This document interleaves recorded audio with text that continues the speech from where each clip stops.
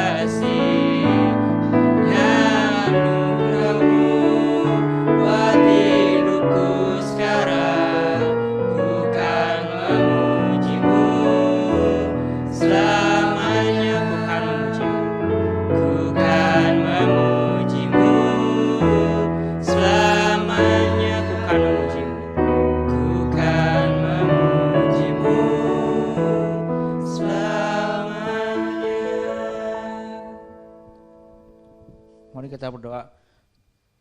Tuhan Yesus, kami saat ini berdoa dan memohon kasih karunia-Mu untuk hadir di tengah kami.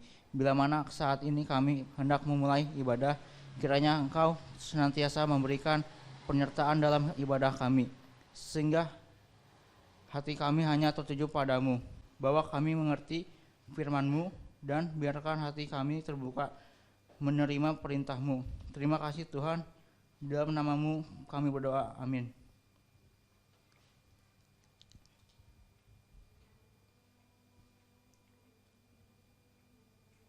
Hati yang gembira membuat muka berseri-seri, tetapi kepedihan hati mematahkan semangat. Aku bersorak-sorak karena Tuhan, aku girang karena keselamatan daripadanya. Mari kita menyanyikan lagu Kurasa Bahagia.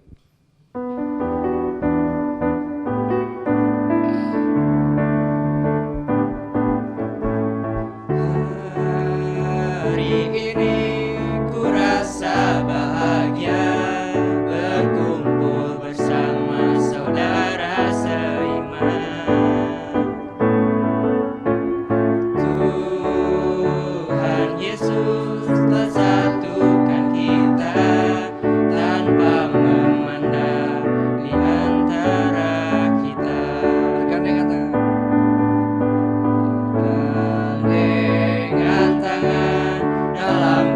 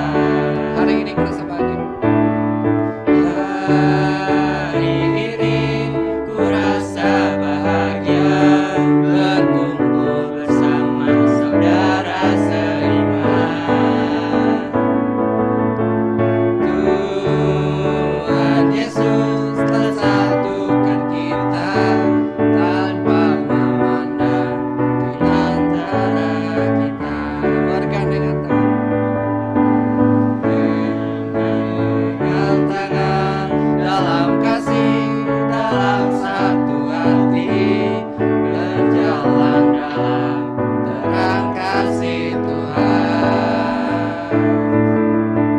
Kau sahabatku, kau saudaraku, tiada yang dapat memisahkan kita.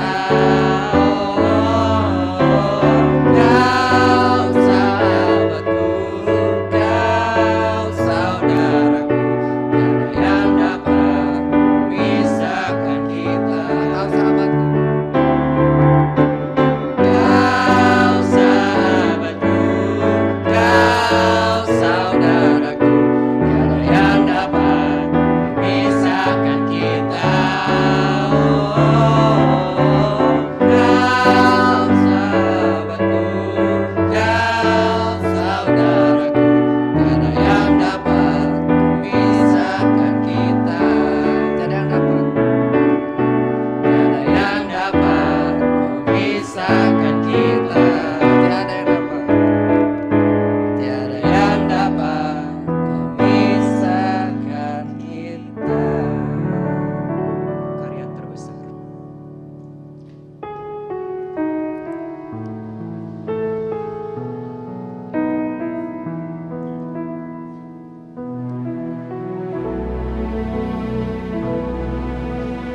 Kasih yang terindah,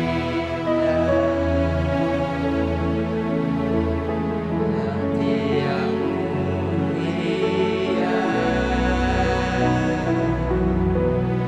hanya ku temukan di dalam-Mu, Yesusku.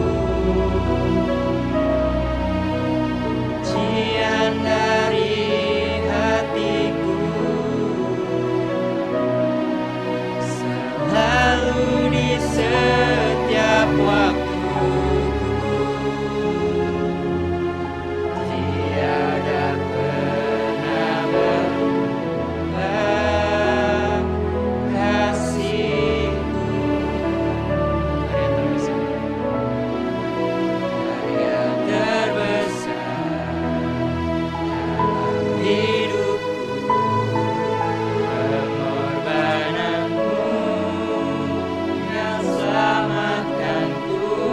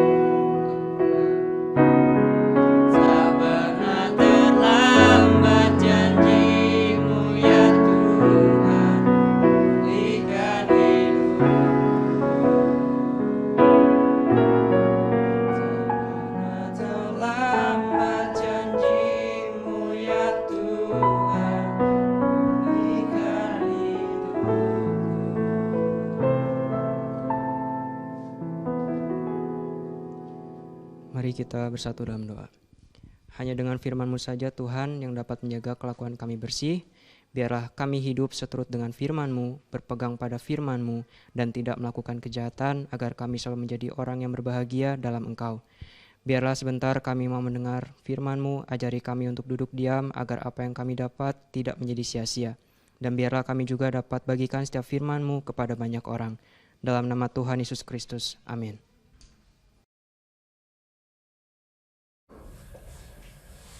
Selamat pagi. Sudah kita dengar di minggu-minggu sebelumnya bagaimana Yesus mengasihi. Tema dari ibadah semester ini adalah tinggal di dalam kasih. Dan di bulan Agustus, di mana Indonesia merayakan kemerdekaannya, subtemanya adalah kasih Yesus memerdekakan. Kasih Yesus bisa memerdekakan, kasih Yesus itu bisa membebaskan. Merdeka dari apa? Yang akan kita bahas pada hari ini, bagaimana kasih Yesus itu memerdekakan kita dari dosa dan hukuman. Dalam 1 Yohanes 8 ayat 31 sampai 32 dikatakan, "Jikalau kamu tetap dalam firman-Ku, kamu benar-benar adalah murid-Ku, dan kamu akan mengetahui kebenaran, dan kebenaran itu akan memerdekakan kamu."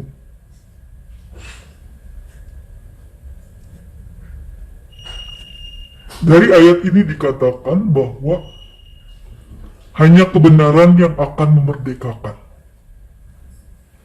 Bagaimana kita paham kasih Yesus bisa memerdekakan? Apa hubungannya kasih Yesus, kebenaran, dan memerdekakan? Kita akan pahami melalui wawancara berikut ini dan juga komentar dari beberapa orang yang akan kita dengarkan. Pertanyaannya adalah, pernahkah kamu merasa tidak merdeka ketika harus bertemu dengan seseorang? Pasti pernah, kan? Lalu, mengapa? Pertanyaan ini diajukan kepada orang-orang berikut ini juga, dan kita akan dengar jawaban mereka.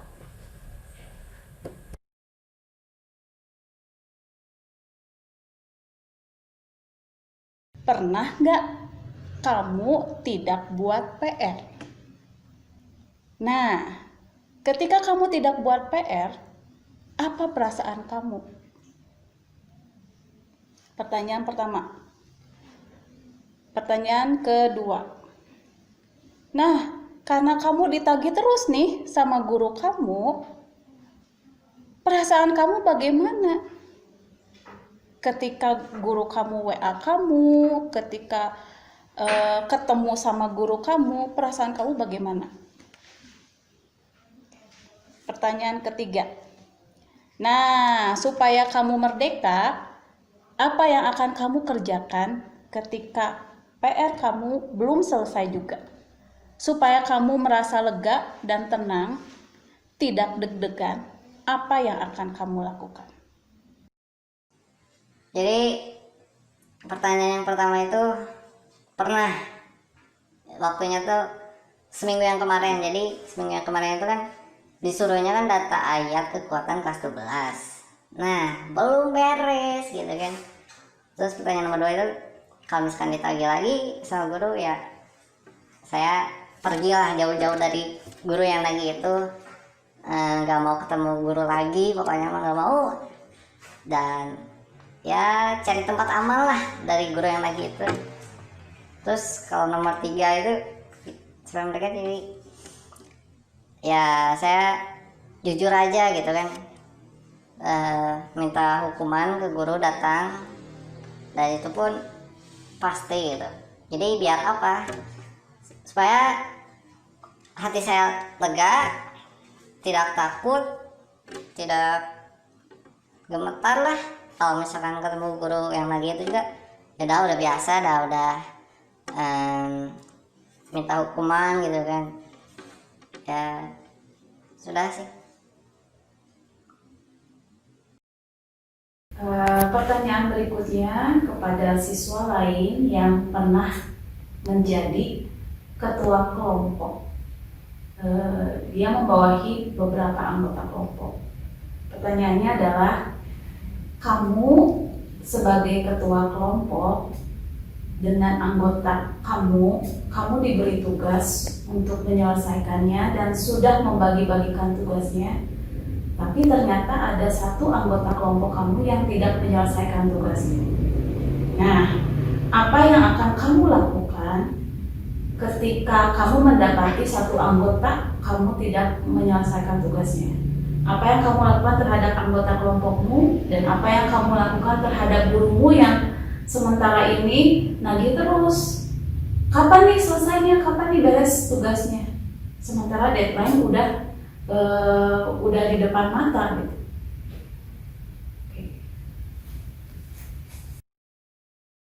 Karena saya sudah diberi tanggung jawab untuk menjadi ketua dalam kelompok, maka saya sebagai ketua menanyakan kembali kepada anggota kenapa bisa tugasnya mundur dan juga kenapa belum selesai. Dan saya juga akan menjawab kembali kepada guru sesuai jawaban yang anggota saya berikan.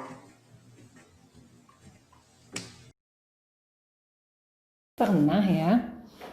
Sepertinya yang saya alami sih karena saya ngomongin di belakang tentang orang tersebut. Pasti kan nggak enak ya. Ketemu juga, gimana? Pernah waktu itu ketika tugas atau kerjaan saya nggak selesai, itu membuat saya tidak tenang kalau ketemu pimpinan. Tidak mereka bertemu pimpinan? Pernah. Kenapa? Karena saya banyak berbuat kesalahan, bahkan terus-menerus, tapi nggak mau datang sama pimpinan. Saya mencoba dengan cara saya sendiri. Pernah melakukan.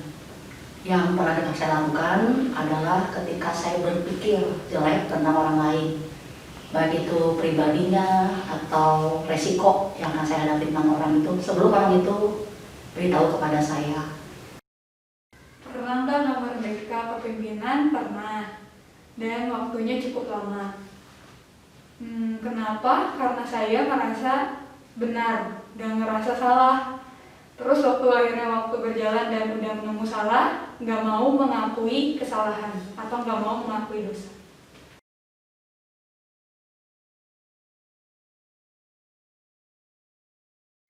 Yang membuat saya menjadi lebih lega adalah ketika saya mengakui dosa di hadapan Tuhan. Ada ayat-ayat yang Tuhan ingetin, misalnya dari Matius 7. Jangan kamu menghakimi supaya kamu tidak dihakimi, karena dengan penghakiman yang kamu pakai untuk menghakimi, kamu akan dihakimi. Dan ukuran yang kamu pakai untuk mengukur akan diukurkan kepadamu. Yohanes bilangnya gini juga, kamu tuh menghakimi atau mengukur dengan ukuran manusia. Saya kan orang berdosa, mikirnya juga banyak yang salah di otak. Jadi ketika ngomongin orang tersebut pasti seenaknya saya gitu dengan ukuran saya. Tapi akhirnya Tuhan mengingatkan saya, apa yang saya ukurin ke orang tersebut ngebalik ke saya juga. Jadi lebih merdeka ya. Apalagi kalau saya udah bilang sama orang tersebut, bilang maaf saya udah salah bicara tentang kamu, saya salah beranggapan bahwa kamu ABC, padahal kamu nggak ABC. Lalu saya biasanya ngomong ke teman-teman bahwa apa yang kita gosipin kemarin itu salah. Biasanya saya klarifikasi, bisa lewat web chatting, bisa lewat ketemu wajah. Saya harus klarifikasi karena saya yang jadi sumber waktu kata-kata itu salah diucapkan. Jadi saya harus tanggung jawab. Firman Tuhan yang membuat saya mau datang kepada pimpinan, ayat di Yohanes 3, barang siapa yang melakukan yang benar, ia datang kepada terang, supaya menjadi nyata bahwa perbuatan-perbuatannya itu dilakukan dalam Allah. Jadi apa yang menjadi kegelisahan saya datang kepada terang, kepada Tuhan, kepada pimpinan di sini. Akhirnya saya mendapat solusi dan itu yang membuat saya merdeka.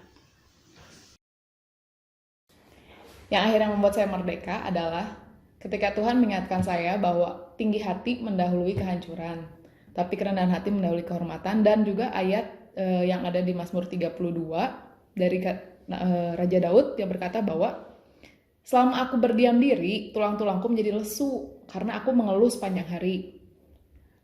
Tapi jika dosaku kuberitahukan dan kesalahanku tidak kusembunyikan, maka dosaku akan diampuni dan aku akan menjadi orang yang berbahagia. Itu yang saya alami. Jadi yang membuat merdeka adalah ketika Tuhan sering menyadarkan bahwa saya begitu sombong dan saya belajar untuk rendah hati, dan ternyata ya ada kemerdekaan ketika mau datang. Walaupun salah lagi, tapi ada yang bisa saya perbaiki, saya jadi tahu salahnya di mana, dan jadi bisa lebih belajar lebih baik. Hal yang buat saya merdeka ada dua. Kalau yang pertama adalah ketika saya memikirkan tentang orang lain, ternyata hal yang sama saya kerjakan, bahkan bisa berkali-kali lipat. Yang kedua, ketika Tuhan ingetin tentang di kitab Amsal, jagalah hatimu dengan segala kewaspadaan, karena dari situlah terpancar kehidupan. Sehingga ketika saya tidak berjaga-jaga, ternyata itu yang paling gampang diserang, berpikir negatif tentang orang lain. Tapi kalau saya berjaga-jaga dengan hidup saya, Tuhan ingatin saya tidak akan terlalu berpikir negatif tentang orang lain. Nah, yang bikin merdeka sebenarnya bukan karena keinginan saya, tapi Tuhan kirim orang lain, orang tua, khususnya orang tua, dan bukan orang tua pribadi aja, bukan yang kandung aja, tapi orang tua dalam Tuhan juga yang ngasih nasihat bahwa saya tetap salah, bahwa saya harus minta maaf. Dan akhirnya ada firman yang saya ingat dan diingatin juga sama Roh Kudus. Jikalau kita berkata bahwa kita tidak berdosa, kita hanya menipu diri sendiri dan tidak mau menerima kebenaran. Tapi jika kita mengaku bahwa kita tidak pernah berdosa, kita berdusta dan menganggap Allah pendusta. Sebab Yesus dan Tuhan mengatakan dalam firman-Nya bahwa kita telah berdosa. Itu yang kena banget. Dan satu ayat lagi terakhir yang kena banget, karena waktu saya cari versi lainnya, saya ambil versi FIH. Hati orang muda dipenuhi pemberontakan, tetapi tongkat didikan akan mengusir pemberontakan itu daripadanya. Jadi memang yang Tuhan kerjakan adalah Tuhan kasih tongkat didikan gitu. Jadi bukan saya gelembek-gelembek, oh iya kamu dan sebagainya, bukan. Tapi saya kasih tahu, kamu tetap salah, kamu harus kayak gini. Itu jadi yang saya syukuri dan membuat saya merdeka. Dari komentar-komentar yang kita dengar tadi cukup jelas apa yang tertera di Yohanes 8 ayat 31 dan 32 itu. Jika kita tetap di dalam firman, sebetulnya firman itulah, tulisan yang ilhamkan Allah itulah yang menyadarkan orang-orang yang tidak merdeka supaya jadi merdeka. Dalam terjemahan yang lain dikatakan, Yesus berkata kepada orang Yahudi yang sudah percaya, "Kalau kalian hidup menurut ajaranku, kalian sungguh-sungguh jadi pengikutku. Kalian akan mengenal Allah yang benar, dan oleh karena itu kalian akan dibebaskan." Bebas dari apa? Orang yang berbuat dosa adalah hamba dosa, kata Yesus kepada mereka. Karena itu, aku datang mencari orang berdosa, dan kalau Anak memerdekakan kalian, kalau Yesus membebaskan kalian, barulah kalian sungguh-sungguh bebas. Mengapa? Sebab Yesus sendiri adalah jalan, kebenaran, dan hidup. Yesus sendiri adalah firman. Yesus sendiri adalah kebenaran yang dihidupkan lewat firman yang kalian baca. Firman yang disukai, Taurat Tuhan yang direnungkan, akan mendatangkan kebahagiaan, akan mendatangkan keberhasilan, menjadi berhasil tiap-tiap hari, dimerdekakan dari dosa. Dan itulah kasih Yesus, dan itulah kasih. Jadi, jika kalian diingatkan oleh firman yang disampaikan oleh orang-orang, oleh firman yang dibaca terus-menerus, oleh firman yang diingatkan oleh Roh Kudus di pikiran, diberitahu yang salah, diberitahu yang salah, diberitahu terus yang salah, dan diberitahu yang benar atau kebenarannya, sehingga kalian jadi merdeka. Itulah kasih Yesus. Mari kita menutup dengan doa. Bapa yang di dalam surga, terima kasih karena Engkau sangat mengasihi kami. Engkau betul-betul mengasihi kami orang berdosa. Engkau tidak memandang seberapa berat dosa kami, karena Engkau memang datang bukan mencari orang sehat. Engkau mencari kami para pendosa, karena Engkau punya kasih yang cukup besar untuk memerdekakan kami dari dosa. Engkau datang ke dunia menjadi sama dengan manusia. Bahkan Engkau dihukumkan mati di kayu salib, supaya kami dimerdekakan dari dosa. Engkau sendiri adalah kebenaran itu. Kebenaran yang harus kami sukai, harus kami renungkan siang dan malam. Sehingga kami merdeka dari dosa, merdeka dari hukuman tiap-tiap hari. Terima kasih untuk firman-Mu, di dalam nama Tuhan Yesus. Amin. Di akhir ibadah ini, ada soal yang harus kalian jawab. Perhatikan tipe guru berikut. Guru A memberi tugas, memeriksa, lalu menilai. Guru A memanggil siswa yang nilainya di bawah KKM, memberi soal kembali untuk mengulang, lalu memeriksa kembali. Apabila ada siswa yang masih juga nilainya di bawah KKM, diberi tugas lain, lalu diberi nilai pas-pasan sesuai KKM. Guru B memberi tugas, memeriksa, lalu menilai. Guru B memanggil semua siswa. Siswa yang di bawah KKM wajib mengulang. Siswa yang sudah sesuai atau di atas KKM ditawari kesempatan mengulang untuk mendapat nilai tambah. Apabila ada siswa yang masih juga nilainya di bawah KKM, diberi kesempatan lagi mengulang sampai 3 kali. Guru C memberi tugas, memeriksa, lalu menilai. Guru C memanggil semua siswa dan mewajibkan semua mencari kesalahan dari tugas yang dikerjakan. Mewajibkan mengulang kembali beberapa kali, sampai tidak ada satu pun yang nilainya di bawah KKM. Selanjutnya, dia memberitahukan secara rinci semua kesalahan siswanya, mewajibkan semua memperbaiki kembali. Hal ini dilakukan berulang-ulang sampai tidak ada satupun yang melakukan kesalahan yang sama.